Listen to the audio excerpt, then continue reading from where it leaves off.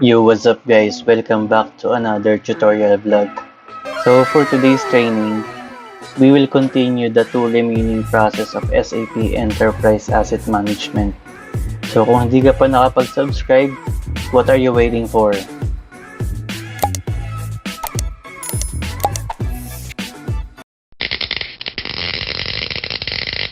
So let's start. The second core process of SAP Enterprise Asset Management is the emergency maintenance. As per SAP, emergency maintenance is conducted when an unforeseen and urgent maintenance work happen. Normally, ito yung mga unexpected breakdown ng equipment. So, let's take a look at the emergency process released by S/4HANA. Let's explain the process in detail. The process composed of 4 common shapes with 3 following persons involved. First, we have the maintenance planner, warehouse clerk, and maintenance technician. This process will be started by maintenance technician after an event or unexpected breakdown occurred.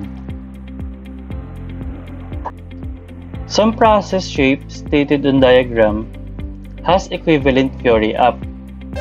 So the first process is report malfunction.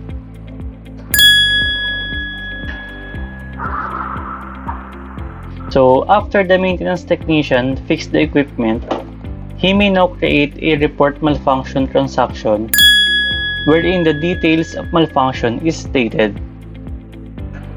For example, a diesel generator. So the sample of its problem description is failure to start, coolant leaks, or battery failure. So bali, those are the common problems when it comes to generator. So the second process shape is the repair malfunction.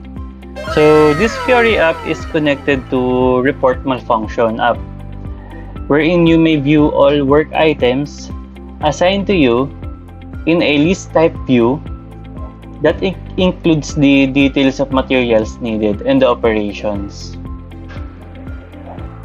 So the next person involved in emergency maintenance is the warehouse clerk.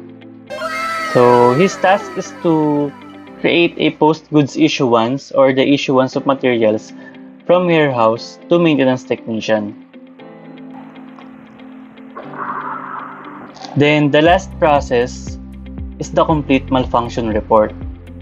So that includes the technical completion of the maintenance order, followed by the settlement of maintenance order done by accounting. So that's it for emergency maintenance order.